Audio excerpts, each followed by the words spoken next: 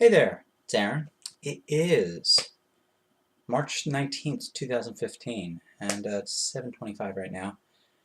PM, that is. It looks a bit darker than it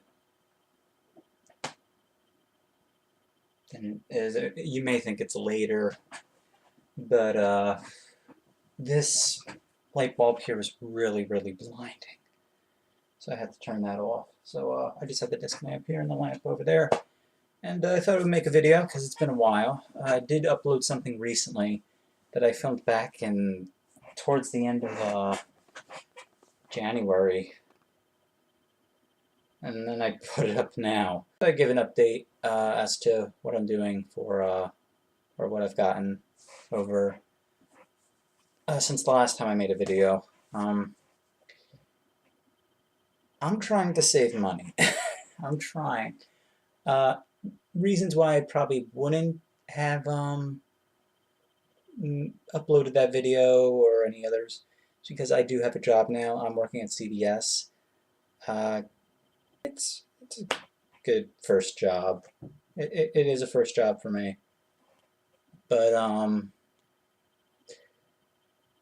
not getting as many days. I'm just working 4 hours a week, one day so far, but maybe that'll change. I don't know, but that being said, I mean, the first few weeks that I was having my job, I did get paid, so you know, the money's coming in, and I'm thinking, wow, look at all the music I can buy, but I gotta hold back here, and I'm sure every music collector or any collector of any memorabilia, whether it be DVDs, you know, sports or baseball cards, or you know, anything, it becomes tempting to spend. That you have the need to want more, but in reality, you really don't need more, and then you start making impulse purchases and whatnot. And I've come up with techniques of how to, you know, spend less, like make wish lists and then filter them to the ones I really want. Like, these are a few things that I got. This, as far as I know, from whenever I shot that last video to now, this is what I've gotten. It's a combination of vinyl, CD, and digital through iTunes. So go right into it. I'll start with the CD here. I'll start with the CD. And that CD is Peter Gabriel. So, good album. Been meaning to get some Peter Gabriel in a long, long time. I got his third album about more than 5 years ago, 2007, I think. And I mean, it's a hard album to get into. It's a bit strange when you first hear it, but I went back to it and thought, wow, this was a really, really good album. I should have more of his solo material. I mean, I really love Genesis. I lean more towards the Peter Gabriel years, of course, but the Phil Collins years are pretty good, up until, I think, at least Invisible Touch. I think the first half of the album is stronger than the other one. I don't know. The thing that inspired me to get this, I was hearing In Your Eyes when I was driving one day, and I thought, this is a good song. What album is this from? Oh, it's from this one. Red Rain is good. Sledgehammer. What else to say? Don't Give Up. Duet with Kate Bush. That Voice Again. I can't remember how that one goes right now. In Your Eyes is great. For me, I've only listened to this some 3 or 4 times. I really got to listen to this a bit more. I think like the first half, like the first 5 tracks are great. The other half, I still got to get myself into, though I do like this as the picture. So overall, it's a really good album, and I need to get more Peter Gabriel solo stuff. So there's that. Alright, I'm going to go into the vinyl now. Alright, starting off with The Doors, their debut album. Absolute classic album. Oh my goodness. Really great album. One of my top 10 favorites. This would be my 10th favorite album of all time. It costs $10 at Tunes, which is my local record store. and I thought it was a first pressing. It isn't. It isn't. If it were a first pressing, it would be a lot more money. But I looked online and I found out that this is a reprint from 1970. So, but nevertheless, I mean, it is the Elm on vinyl, so I'm happy to have it. Jethro Tull, Thick as a Brick. One of my favorites, like the first Doors album. This is somewhere in my top 20 or before that. Aqualung is my favorite album by Jethro Tull, which I still have yet to find on vinyl or get. It's very easy to find Aqualung. I just never got around to getting it. That's the problem. But this is Thick as a Brick. It is not the first pressing, which I'm sure most of you enthusiasts or music enthusiasts know that the original folds out like a big newspaper. The reissues only put some of the articles, which were all fake, by the way. They were all written by, I think, the band or Annie Anderson. And this only has some of them. They put all the articles in a booklet, the CD version, and it's not the same. I've seen the actual first pressing in person, or just actually seen it or held it in my hands once. But I remember it being a little too much for me. So, Thick as a Brick. Happy to have this on vinyl, finally. Okay, the next one, I've been talking about first pressings a lot. Look at this one.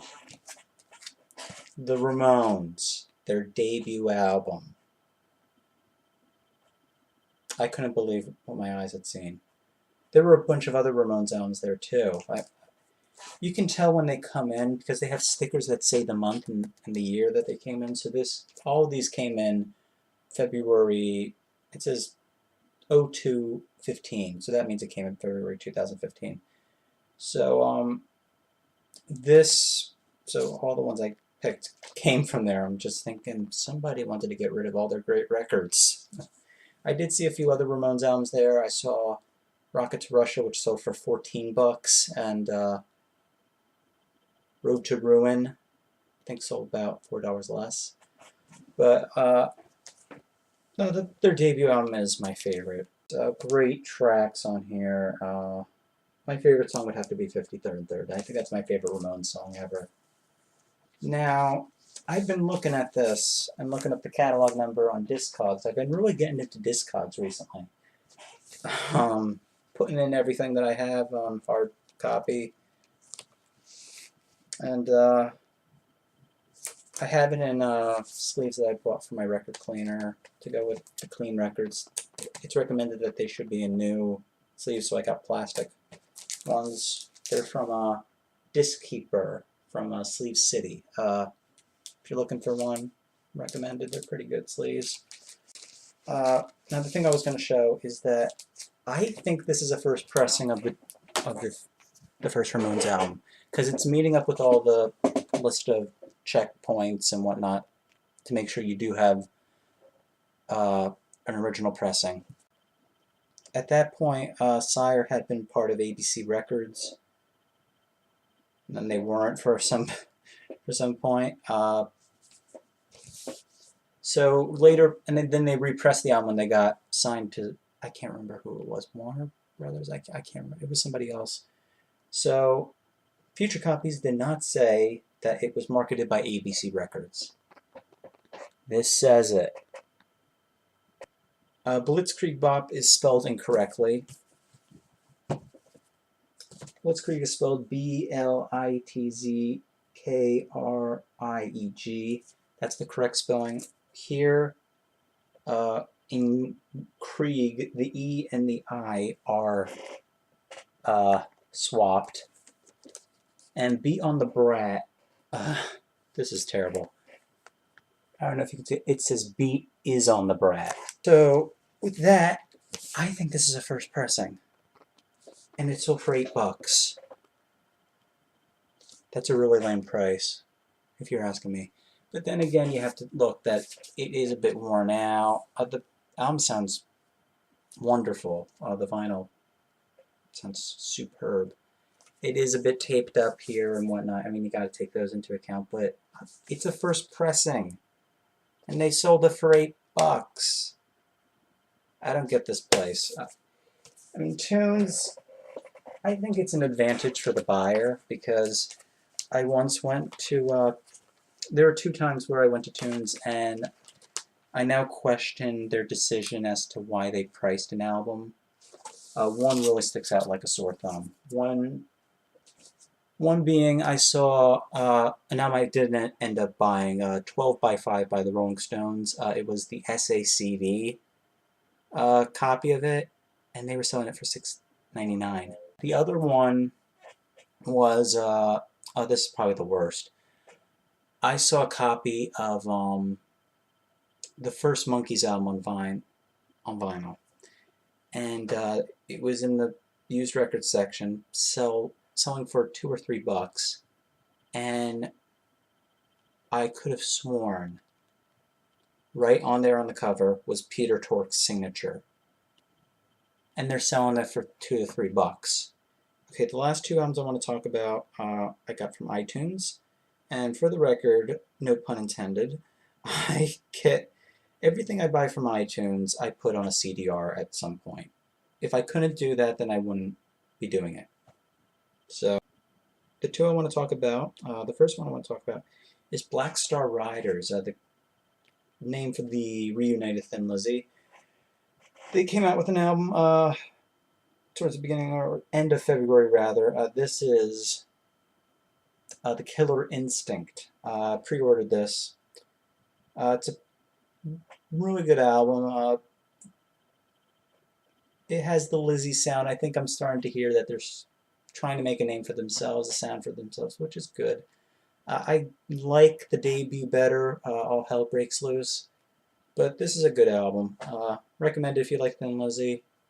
If you don't have the first one, go get it. I mean, it's just 2 albums, and you'll be all caught up. So there's that, The Killer Instinct.